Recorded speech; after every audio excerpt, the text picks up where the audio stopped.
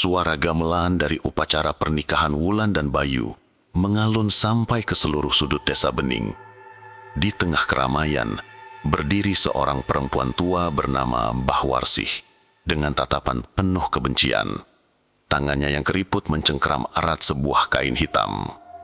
Beberapa meter darinya, wajah bahagia Wulan, gadis tercantik di desa, tampak berseri-seri di samping Bayu, seorang pemuda dari kota yang menjadi idola baru bagi para gadis desa. Mbah Warsih dikenal sebagai dukun yang disegani, namun juga ditakuti. Kekuatannya luar biasa, tapi ia seringkali menyalahgunakannya. Dulu, Mbah Warsih memiliki anak angkat bernama Joko yang sangat ia sayangi. Joko mencintai Wulan, tapi cintanya tak terbalas karena Wulan lebih memilih Bayu. Joko yang putus asa akhirnya meninggalkan desa untuk mencari penghiburan di kota lain. Mbah Warsih yang merasa martabatnya direndahkan karena penolakan Wulan, diam-diam menyiapkan santet jarum 1000 malam, sebuah santet mematikan yang tidak hanya mengancam nyawa, tetapi juga menghancurkan masa depan.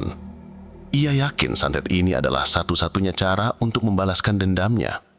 Tanpa ada yang tahu, Mbah Warsih telah memasukkan sebuah jarum kecil ke dalam sesajen yang dibagikan kepada para tamu. Jarum itu disamarkan dalam hidangan, dan hanya dia yang tahu bahwa jarum itu adalah bagian dari santet. Malam harinya, di balik rumahnya yang gelap dan pengap, Mbah Warsih merapalkan mantra-mantra. Sebuah wadah berisi jarum-jarum tajam berada di depannya. Di setiap jarum, Mbah Warsih mengukir nama Bayu. Ia menumpahkan dendam dan sakit hatinya. Saat semua orang di desa sedang terlelap, Mbah Warsih mengirimkan jarum 1000 malam itu ke rumah pengantin baru tersebut. Di saat yang sama, Bayu mulai merasakan sakit kepala yang luar biasa. Ia mengira sakit itu hanya karena kelelahan setelah seharian menjalani upacara pernikahan. Namun rasa sakit itu semakin parah. Wulan yang panik mencoba memberikan obat, tapi tidak ada yang berhasil. Pagi harinya, Wulan menemukan hal aneh di tubuh Bayu.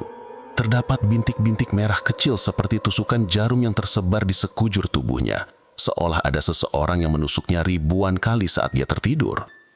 Wulan yang bingung dan takut akhirnya membawa Bayu ke puskesmas, tapi dokter tidak bisa menjelaskan apa yang terjadi. Bayu semakin lemas dan sakit. Keadaan ini membuat Wulan merasa ada sesuatu yang tidak beres, sesuatu yang tidak bisa dijelaskan secara medis. Sementara itu, Mbah Warsih di rumahnya tersenyum sinis. Rencana balas dendamnya berjalan sesuai yang ia harapkan. Kondisi Bayu semakin memburuk. Wulan yang panik dan frustasi dengan diagnosis dokter yang tak jelas, mulai teringat pada cerita-cerita lama tentang santet yang sering terjadi di desa mereka. Ia memperhatikan Bayu yang kini hanya bisa terbaring lemas, menggigil kedinginan meskipun cuaca di luar sangat panas. Bintik-bintik merah di kulitnya semakin banyak dan menyebar, seolah-olah ada sesuatu yang terus menusuk dari dalam.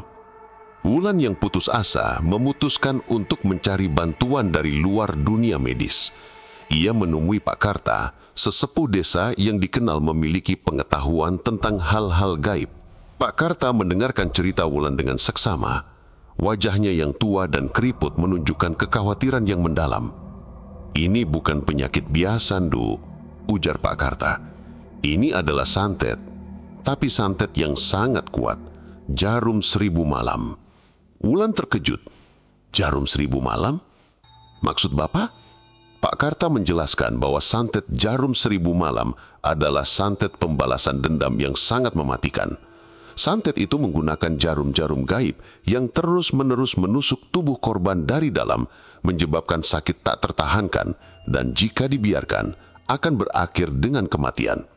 Yang paling mengerikan, santet ini juga mengunci rezeki dan kebahagiaan korbannya. Pelaku santet ini pasti seseorang yang memiliki dendam kesumat pada kalian, dan dia sangat kuat, kata Pak Karta. Wulan berusaha mengingat-ingat siapa yang memiliki dendam padanya atau Bayu. Tiba-tiba ia teringat pada tatapan kebencian Mbah Warsih di pesta pernikahannya. Namun Wulan segera menepis pikiran itu. Mbah Warsih adalah kerabat jauhnya dan ia merasa tidak pernah punya masalah dengan Mbah Warsih meskipun Mbah Warsih terkenal memiliki ilmu hitam yang kuat. Ada cara untuk menghentikannya? Tanya Wulan berharap.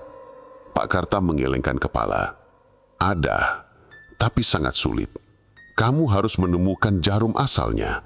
Jarum itu bisa disembunyikan di mana saja.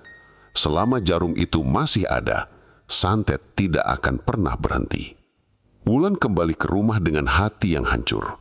Ia memandangi wajah Bayu yang semakin pucat. Ia bertekad untuk mencari jarum itu, meskipun ia tidak tahu harus mulai dari mana. Keesokan harinya, Wulan memulai pencariannya. Ia mencari di seluruh rumah, di setiap sudut dan celah. Ia bahkan membongkar semua kado pernikahan yang mereka terima. Tidak ada hasil. Di sisi lain, Mbah Warsih tersenyum puas. Ia tahu Wulan akan mencarinya. Mbah Warsih melihat semua gerak-gerik Wulan dari kejauhan. Ia tidak akan membiarkan Wulan berhasil. Suatu malam Wulan tidur pulas di samping Bayu. Tiba-tiba, ia terbangun karena mimpi buruk. Dalam mimpinya, Wulan melihat Bayu terbaring dengan jarum-jarum menusuk seluruh tubuhnya. Tepat di depannya, Wulan melihat Joko sedang tertawa dengan keji. Wulan langsung terbangun dan mendapati Bayu sedang kesakitan. Hal ini membuat Wulan merasa ada sesuatu yang aneh. Wulan mencoba menelpon Joko, namun tidak ada jawaban. Hal ini membuat Wulan semakin khawatir. Apakah benar Joko ada hubungannya dengan penyakit Bayu? Ketakutan Wulan semakin menjadi kenyataan. Setelah mimpinya tentang Joko, ia mulai menyusun kepingan teka-teki. Namun, ia merasa ada yang janggal. Wulan ingat betul bagaimana Joko sangat mencintai Bayu, seperti seorang adik. Wulan bahkan sempat melihat Joko dan Bayu berbincang akrab di pernikahan mereka. Jadi, kecil kemungkinan Joko akan tega menyakiti Bayu. Wulan kemudian teringat lagi pada tatapan tajam Mbah Warsih. Tiba-tiba, firasatnya mengarah pada satu hal, jarum 1000 malam yang digunakan Mbah Warsih sebagai media santet. Wulan mencoba mencari Joko lagi. Akhirnya, ia berhasil menemukan nomor telepon baru Joko. Dengan tangan gemetar, Wulan menelepon. Setelah beberapa kali dering, Joko akhirnya mengangkat. Wulan langsung menceritakan semua yang terjadi pada Bayu. Joko terkejut dan marah. Ia menceritakan bahwa Mbah Warsih sudah lama memendam dendam pada Wulan dan Bayu. Mbah Warsih sangat marah ketika Bayu datang dan merebut Wulan dari Joko. Mbah Warsih menyuruhku untuk menyantet Bayu, kata Joko. Tapi aku menolak. Aku tidak mungkin menyakiti Bayu. Mbah Warsih sangat marah dan dia mengancamku. Joko kemudian menyuruh Wulan untuk datang ke rumah Mbah Warsih dan mencari jarum tersebut. Jarum itu bukan jarum biasa, Wulan. Jarum itu bisa disembunyikan di mana saja dan hanya bisa ditemukan oleh orang yang memiliki hubungan darah dengan Mbah Warsih. Wulan terkejut. Tapi kami dan Bayu tidak punya hubungan darah dengan Mbah Warsih. Kamu memang tidak punya hubungan darah dengan Mbah Warsih, tapi kamu adalah cucu Mbah Warsih. Wulan terkejut. Ia tidak pernah tahu bahwa Mbah Warsih adalah neneknya. Joko menceritakan bahwa orang tua Wulan sengaja merahasiakan hubungan itu untuk melindungi Wulan dari kekuatan jahat Mbah Warsih. Mbah Warsih ingin kamu menjadi muridnya dan menguasai jarum 1000 malam. Mbah Warsih sudah lama mengincar kekuatanmu, Wulan. Dia ingin menjadikanmu sebagai penerus jarum 1000 malam. Santet itu juga bisa dihentikan jika kamu berhasil mematahkan mantra yang terpasang. Kamu harus bisa melawan Mbah Warsih, Wulan. Hanya kamu yang bisa menyelamatkan Bayu. Wulan merasa dunianya runtuh. Ia tidak hanya harus menyelamatkan Bayu, tetapi juga menghadapi Mbah Warsih. Ia kembali ke rumah dengan hati yang hancur. Bayu semakin lemah dan tak berdaya. Wulan bertekad untuk mencari jarum itu, dan ia akan menggunakan cara apapun untuk menemukannya. Wulan kembali ke rumahnya dengan kepala penuh pikiran. Pengakuan Joko tentang hubungannya dengan Mbah Warsih dan fakta bahwa ia adalah cucu kandung Mbah Warsih telah mengubah segalanya. Ia tidak lagi melihat Mbah Warsih sebagai dukun desa yang ditakuti, melainkan sebagai nenek yang telah merencanakan sesuatu yang mengerikan. Sementara itu, Bayu merintih di tempat tidur. Bintik-bintik merah di kulitnya semakin menghitam. Wulan sadar ia harus bertindak cepat. Ia kembali ke rumah Mbah Warsih di tengah kegelapan malam. Dengan hati-hati, ia mengendap-endap masuk ke dalam rumah yang dipenuhi aroma kemenyan yang menyesakkan. Rumah Mbah Warsih terasa berbeda, seolah setiap sudutnya memiliki mata dan mengawasi gerak-geriknya. Sesuai petunjuk Joko, Wulan mencari sesuatu yang aneh. Matanya menyapu setiap sudut ruangan, mencari benda-benda yang tidak seharusnya ada. Ia menemukan sebuah kain hitam yang tergantung di dinding. Kain itu tidak tampak istimewa, tetapi Wulan merasakan aura aneh dari sana. Ia menyentuhnya, dan tiba-tiba kain itu berubah menjadi kabut hitam. Wulan terkejut, namun ia tetap melanjutkan pencariannya. Kemudian, Wulan menemukan sebuah kotak kayu tua di sudut ruangan. Kotak itu terkunci, tapi Wulan bisa merasakan getaran energi aneh dari dalamnya. Wulan berusaha membukanya tapi tidak berhasil. Ia melihat sebuah wadah berisi jarum-jarum tajam di atas meja. Di setiap jarum, ia melihat nama Bayu. Wulan yakin jarum-jarum ini adalah jarum 1000 malam yang telah menyakiti suaminya. Saat Wulan mencoba mengambil jarum-jarum itu, tiba-tiba terdengar suara tawa yang menyeramkan. Tawa itu berasal dari Mbah Warsih yang kini berdiri di ambang pintu. "Kamu pikir kamu bisa mencurinya, cucuku?" tanya Mbah Warsih dengan senyum sinis. Mbah Warsih merapalkan mantra. Tiba-tiba jarum 1000 malam itu melayang di udara, mengelilingi Wulan. Jarum-jarum itu berputar cepat, seolah-olah siap menusuk Wulan dari segala arah. Wulan yang panik dan ketakutan tidak bisa bergerak. "Aku akan memberimu 2 pilihan. Bergabunglah denganku dan kuasai jarum 1000 malam, atau biarkan suamimu mati." Wulan memejamkan matanya. Ia tidak mau memilih di antara 2 pilihan itu. Ia tahu bahwa Warsih sedang mencoba menjebaknya. Dengan keberanian yang tersisa, Wulan melawan rasa takutnya. Ia teringat akan cinta Bayu yang tulus dan pengorbanan Joko untuknya. "Aku tidak akan menjadi sepertimu. Aku tidak akan membiarkanmu melukai Bayu." Mbah Warsih tertawa. Ia tahu Wulan tidak bisa menghentikannya. Jarum-jarum itu semakin mendekat dan Wulan merasa keputusasaannya semakin memuncak. Apakah Wulan akan berhasil meloloskan diri dari jarum 1000 malam atau ia akan menjadi tumbal balas dendam Mbah Warsih? Wulan memejamkan mata, membiarkan jarum-jarum goib itu berputar di sekelilingnya. Namun, alih-alih merasakan sakit, ia merasakan gelombang energi yang aneh. Suara bisikan-bisikan halus mulai memenuhi kepalanya, bukan suara Mbah Warsih, melainkan suara seorang wanita lain yang memanggil namanya. Wulan membuka mata, dan di antara jarum-jarum yang berputar, ia melihat bayangan samar seorang wanita yang tersenyum padanya. Wanita itu adalah ibunya yang telah meninggal saat ia masih kecil. "Jangan takut, Wulan," bisik suara itu. "Kamu adalah penerus jarum 1000 malam. Kamu tidak perlu takut pada jarum ini. Santet ini adalah milikmu." Mbah Warsih terkejut melihat Wulan tidak bereaksi. "Apa yang terjadi?" Mbah Warsih bertanya. Wulan tersenyum sinis. "Jarum-jarum ini bukan milikmu, Mbah. Jarum-jarum ini adalah milikku. Jarum-jarum ini adalah takdirku." Wulan mengulurkan tangannya, dan jarum-jarum itu berhenti berputar. Dengan kekuatan yang luar biasa, Wulan mengendalikan jarum-jarum itu. Ia mengambil beberapa jarum dan mengubahnya menjadi perisai di sekelilingnya. Mbah Warsih marah besar. "Ini tidak mungkin.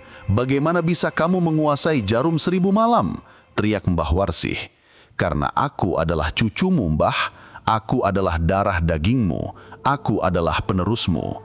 Mbah Warsih terkejut. "Tidak, ini tidak mungkin. Jarum-jarum ini adalah kekuatanku. Aku tidak akan membiarkanmu mengambilnya." Mbah Warsih merapalkan mantra-mantra yang lebih kuat. Ia mencoba merebut kembali kendali jarum-jarum itu. Namun Wulan juga menggunakan kekuatannya. Pertarungan gaib yang sengit pun terjadi. Jarum-jarum itu berputar-putar di antara mereka, melepaskan kilatan-kilatan cahaya. Saat pertarungan mencapai puncaknya, Wulan melihat sebuah kotak tua di sudut ruangan. Ia teringat akan ucapan Joko bahwa jarum 1000 malam hanya bisa dihancurkan oleh seseorang yang memiliki hubungan darah dengan Mbah Warsih. Wulan menyadari kotak itu adalah kuncinya. Dengan kekuatan terakhir, Wulan mengubah jarum-jarum itu menjadi sebuah cambuk. Ia memukulkannya ke arah kotak itu. Kotak itu hancur berkeping-keping, dan dari dalamnya keluar sebuah jarum yang jauh lebih besar dan lebih kuat dari jarum-jarum lainnya. Jarum itu bersinar, memancarkan aura yang sangat kuat. Mbah Warsih terkejut melihat jarum itu. Jarum itu adalah jarum utamanya, teriak Mbah Warsih. Dan sekarang, jarum itu adalah milikku, kata Wulan. Dengan jarum utama itu, Wulan mengendalikan seluruh jarum 1000 malam dan mengarahkannya pada Mbah Warsih. Wulan tidak ingin melukai Mbah Warsih, tapi ia harus melakukannya untuk menghentikan santet ini. Wulan berdiri tegak, memegang jarum utama yang memancarkan cahaya terang. Di hadapannya, Mbah Warsih terhuyung mundur, wajahnya dipenuhi amarah bercampur ketakutan. Kamu tidak bisa melakukan ini. Aku nenekmu, teriak Mbah Warsih, mencoba memanipulasi Wulan dengan ikatan darah. Seorang nenek tidak akan menyantai cucunya sendiri, jawab Wulan dingin, suaranya dipenuhi tekad. Dan seorang nenek tidak akan membuat suaminya menderita. Mbah Warsih merapalkan mantra terakhirnya, melepaskan gelombang energi hitam yang kuat. Wulan tidak gentar, ia mengacungkan jarum utama, dan energi itu langsung berbalik ke arah Mbah Warsih.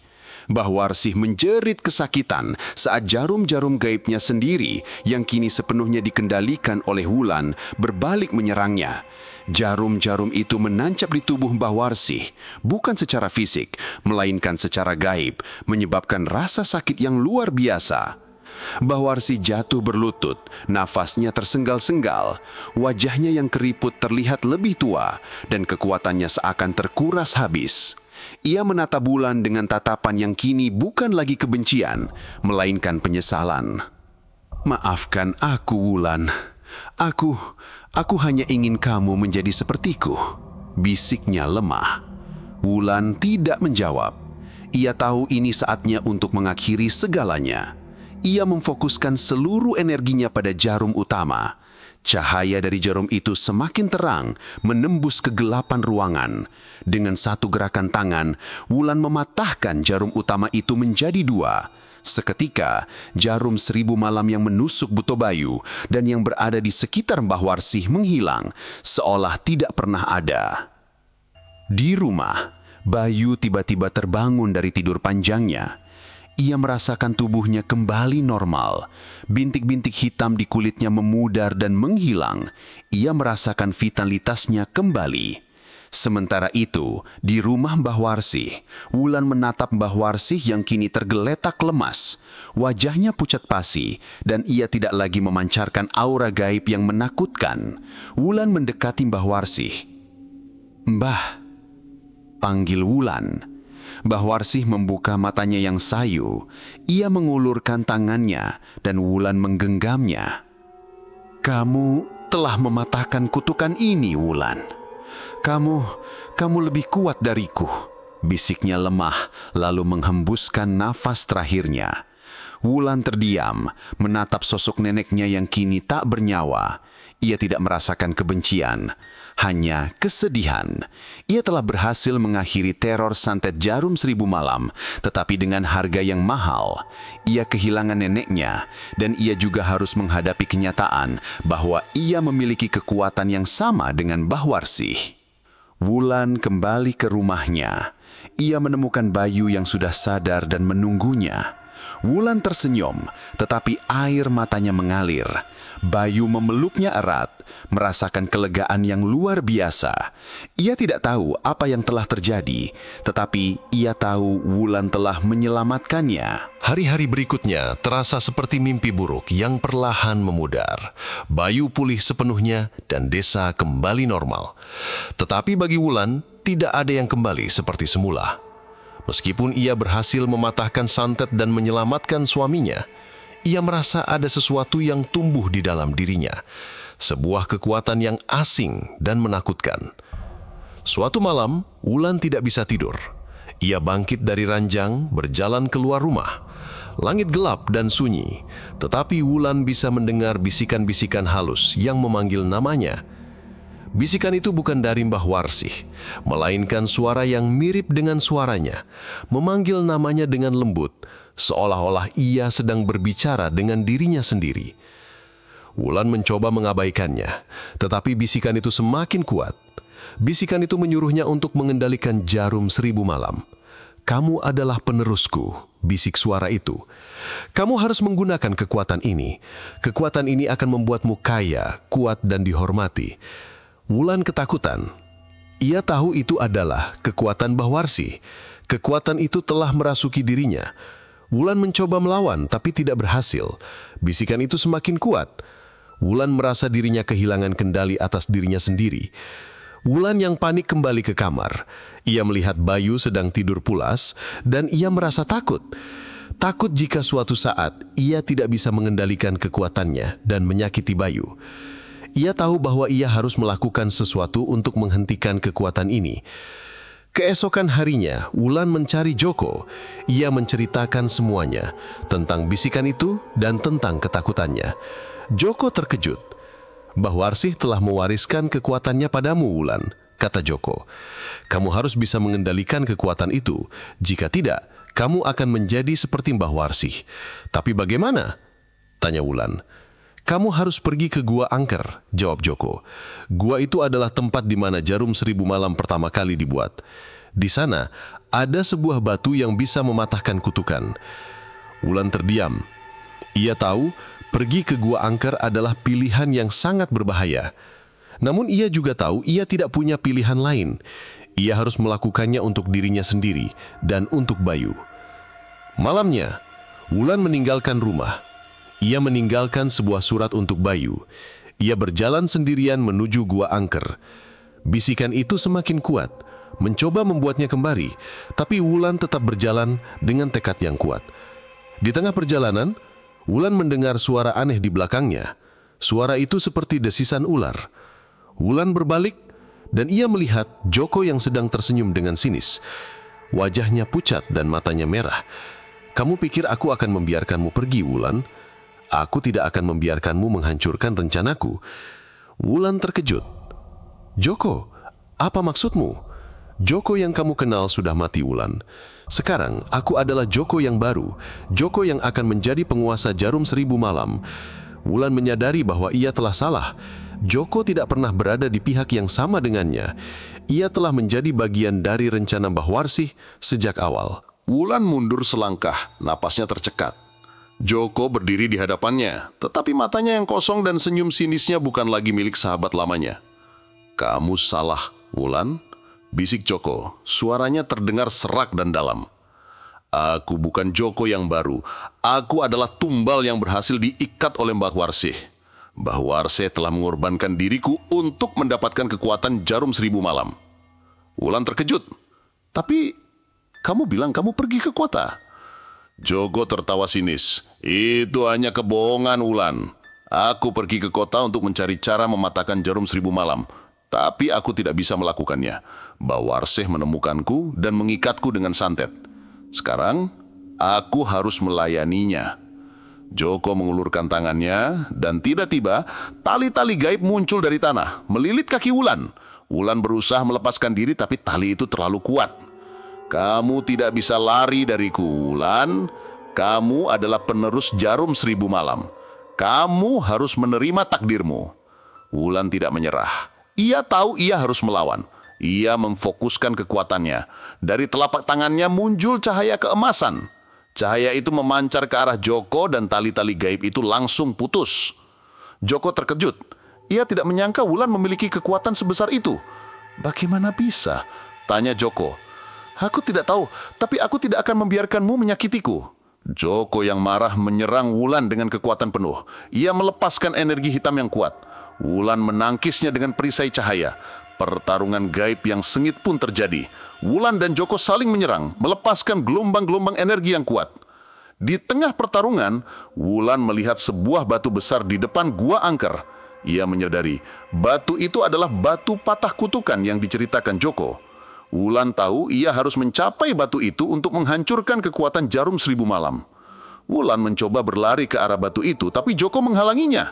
Kamu tidak akan bisa ke sana, Wulan. Aku tidak akan membiarkanmu menghancurkan kekuatanku. Wulan yang kelelahan harus membuat pilihan sulit. Ia tahu, ia tidak akan bisa mengalahkan Joko dengan kekuatan. Jadi, ia harus menggunakan kecerdasan. Wulan mencoba memancing Joko. Joko, panggil Wulan. Aku tahu kamu masih ada di dalam. Kamu tidak ingin menjadi budak Bahwarsih, kan? Joko terdiam. Matanya yang merah mulai berkedip dan Wulan melihat secerah kesedihan di matanya. Aku tidak mau, bisik Joko. Wulan mengambil kesempatan itu. Ia berlari ke arah batu patah kutukan. Joko mencoba menghalanginya, tapi ia tidak bisa. Wulan berhasil mencapai batu itu dan ia menempelkan tangannya di sana. Tiba-tiba, energi putih yang kuat memancar dari batu itu. Energi itu melilit tubuh Wulan dan Joko. Joko menjerit kesakitan dan Wulan juga merasakan sakit yang luar biasa. Apakah Wulan akan berhasil mematahkan kutukan ini? Atau ia dan Joko akan menjadi tumbal terakhir Jarum Seribu Malam? Cahaya putih dari batu patah kutukan semakin menyilaukan, melahap kegelapan di sekitar Wulan dan Joko.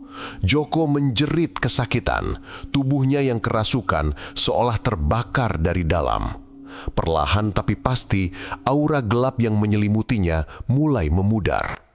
Sementara itu, Wulan juga merasakan sakit yang luar biasa. Kekuatan gaibnya seolah ditarik paksa, menciptakan rasa sakit yang menusuk seluruh tubuhnya. Di tengah kesakitan, Wulan melihat bayangan Joko yang sebenarnya terperangkap di dalam cengkeraman aura gelap. Mata Joko yang asli menatap Wulan dengan penuh permohonan, seolah meminta pertolongan.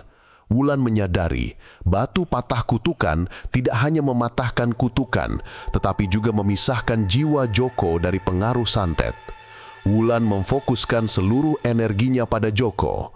Ia mengulurkan tangannya, dan cahaya keemasan dari tangannya memancar ke arah Joko, melingkupi tubuhnya.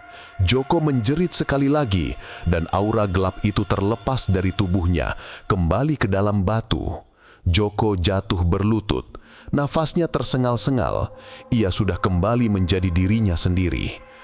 "Wulan, kamu menyelamatkanku," kata Joko. Suaranya lemah. "Bukan aku, batu ini. Kita harus menghancurkan kekuatannya, Joko." Joko mengangguk. "Kamu harus memasukkan jarum utama ke dalam batu ini," kata Joko. "Itu satu-satunya cara untuk menghancurkan kutukan Jarum Seribu Malam selamanya." Wulan memegang jarum utama yang sudah terbelah dua. Ia tahu jika ia memasukkan jarum itu ke dalam batu, ia akan kehilangan kekuatannya. Tetapi ia tidak peduli. Ia hanya ingin kembali hidup normal bersama Bayu. Tepat saat Wulan hendak memasukkan jarum itu, tiba-tiba terdengar suara gemuruh dari dalam gua angker. Tanah bergetar dan dari dalam gua keluar sesosok bayangan hitam yang sangat besar. Bayangan itu adalah perwujudan dari kekuatan Jarum Seribu Malam. Kekuatan itu telah terlepas dari batu dan kini mengincar Wulan dan Joko. "Kamu pikir kamu bisa menghancurkanku?" teriak bayangan itu. Suaranya menggelegar. "Aku adalah Jarum Seribu Malam. Aku adalah kekuatan yang tidak bisa dihancurkan." Wulan dan Joko bersiap untuk bertarung. Bayangan itu menyerang mereka dengan kekuatan yang luar biasa. Joko yang masih lemah terjatuh dan bayangan itu mencoba menyerang Wulan. Wulan mencoba melawannya, tapi ia tidak bisa. Bayangan itu terlalu kuat. "Lari Wulan, cepat!" teriak Joko. Wulan tidak mau meninggalkan Joko. Ia tahu ia harus melakukan sesuatu. Ia melihat batu patah kutukan dan sebuah ide muncul di benaknya. Ia tidak bisa mengalahkan bayangan itu dengan kekuatan, tapi ia bisa menguncinya di dalam batu. Wulan mengambil jarum utama yang terbelah dua. Ia melemparkannya ke arah bayangan itu. Joko yang melihat itu langsung berlari ke arah bayangan itu, mendorongnya ke dalam batu. Bayangan itu berteriak dan ia terperangkap di dalam batu. "Joko!" teriak Wulan. Tetapi semuanya sudah terlambat. Joko yang sudah melemah dan kini ia menjadi tumbal dari batu patah kutukan. Wajahnya pucat pasi dan tubuhnya memudar. "Maaf, Wulan. Aku harus melakukan ini. Aku tidak ingin kamu mengorbankan dirimu. Kamu harus hidup bahagia dengan Bayu." Joko tersenyum dan tubuhnya menghilang. Wulan menjerit, ia tidak bisa mengendalikan air matanya. Ia telah menyelamatkan Bayu dan ia juga telah mengorbankan sahabatnya. Wulan berdiri membeku di depan batu patah kutukan. Air matanya mengalir deras membasahi pipinya. Ia memandangi tempat di mana Joko baru saja menghilang. Hatinya hancur. Ia telah berhasil mengunci kekuatan jarum 1000 malam dan mematahkan kutukan, tetapi harus membayar harga yang sangat mahal, nyawa sahabatnya. Kesedihan dan penyesalan menggerogoti dirinya, bercampur dengan kekuatan gaib yang kini telah sepenuhnya lenyap dari tubuhnya. Di saat yang sama, Bayu yang sudah sepenuhnya pulih di rumah merasa ada yang aneh. Rasa sakit di tubuhnya memang telah hilang, tetapi hatinya terasa kosong. Ia merasakan sebuah keretakan emosional yang tidak bisa dijelaskan, seolah ada ikatan yang putus. Bayu kemudian menemukan surat yang ditinggalkan Wulan. Dengan tangan gemetar, ia membaca setiap kata yang menjelaskan semuanya, tentang santet, tentang Mbah Warsih, dan tentang keputusannya untuk pergi ke Gua Angker. Tanpa berpikir panjang, Bayu segera berlari menuju ke arah gua yang diceritakan Wulan. Ketika Bayu tiba di lokasi, ia menemukan Wulan yang terduduk lemas, menangis terseduh-seduh di depan batu besar. Wajahnya dipenuhi air mata dan kotoran tanah. Bayu menghampiri Wulan dan memeluknya erat. "Wulan, apa yang terjadi? Kamu baik-baik saja?"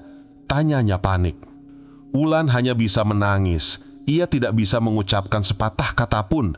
Ia memeluk Bayu dengan erat. Wulan merasakan kelegaan yang luar biasa. Ia tahu ia tidak lagi sendirian. Ia telah kehilangan sahabatnya, tetapi ia tidak akan pernah kehilangan Bayu. Tiba-tiba, dari dalam Gua Angker, muncul suara gemuruh yang sangat kuat. Batu patah kutukan bergetar, dan dari retakan-retakan kecil muncul jarum-jarum gaib.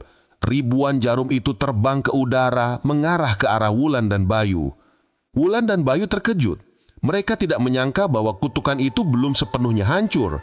Wulan mencoba mengendalikan jarum-jarum itu, tetapi ia tidak bisa. Ia tidak lagi memiliki kekuatan. Wulan sadar bahwa satu-satunya cara untuk mengalahkan kekuatan jarum 1000 malam adalah dengan pengorbanan yang lebih besar. "Wulan, apa yang harus kita lakukan?" tanya Bayu, suaranya dipenuhi ketakutan. Wulan memandang Bayu. "Kita tidak bisa mengalahkan mereka, Bayu. Kita hanya bisa lari." Tetapi Bayu tidak mau lari. Ia tahu Wulan tidak akan bisa berlari secepat itu. Bayu tersenyum pada Wulan. "Wulan, aku mencintaimu," katanya, dan tiba-tiba ia merapalkan sebuah mantra. "Bayu, apa yang kamu lakukan?" teriak Wulan. Bayu menggunakan kekuatannya untuk mengalihkan perhatian jarum 1000 malam. Jarum-jarum itu berbalik arah, dan Bayu yang tidak memiliki kekuatan gaib mencoba menangkisnya dengan tangannya. Tiba-tiba, jarum 1000 malam itu menyerang Bayu, menusuknya berkali-kali. Bayu berteriak kesakitan. "Bayu!" teriak Wulan. Jarum-jarum itu tidak hanya menusuk tubuh Bayu, tetapi juga menghancurkan jiwanya. Bayu jatuh berlutut, wajahnya pucat pasi, dan ia tidak lagi bergerak. Wulan menangis. Ia tidak bisa mengendalikan dirinya. Ia telah kehilangan sahabatnya, dan kini ia telah kehilangan suaminya. Tubuh Bayu tergeletak tak berdaya di hadapan Wulan. Ditusuk ribuan jarum gaib yang kini memudar satu persatu. Hati Wulan hancur lebur. Ia telah kehilangan segalanya. Joko, Mbah Warsih, dan kini Bayu. Keputusasaan yang luar biasa menyelimuti dirinya, dan ia jatuh berlutut di samping tubuh suaminya. Air matanya mengering, dan yang tersisa hanyalah amarah yang membara. Aura gelap dari jarum 1000 malam yang telah membunuh Bayu perlahan kembali ke dalam batu patah kutukan, mencoba merasuki kembali kekuatan Wulan. Tetapi Wulan tidak lagi memiliki kekuatan. Wulan hanya memiliki kemarahan. Kemarahan itu menjadi kekuatan terbarunya. Wulan yang sebelumnya takut pada kekuatannya, kini tidak lagi takut. Ia akan menggunakannya untuk membalaskan dendamnya. Wulan berdiri tegak, matanya yang merah menatap jarum 1000 malam yang kini berputar-putar di depannya. Tiba-tiba, ia merasakan sebuah kekuatan baru yang jauh lebih besar dari kekuatan Mbah Warsih. Kekuatan itu bukan dari jarum 1000 malam, melainkan dari dirinya sendiri. Wulan merapalkan mantra-mantra yang ia dengar dari bisikan-bisikan Mbah Warsih. Ia mengulurkan tangannya ke arah jarum 1000 malam dan jarum 1000 malam itu berhenti berputar. Dengan kekuatan barunya, Wulan mengendalikan jarum 1000 malam. Jarum-jarum itu melayang di udara, mengelilinginya. Di saat yang sama, dari dalam gua angker muncul jarum 1000 malam yang jauh lebih besar dan kuat.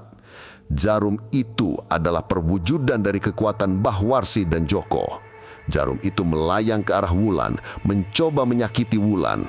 Wulan mencoba mengendalikan jarum itu, tapi ia tidak bisa. Jarum itu terlalu kuat.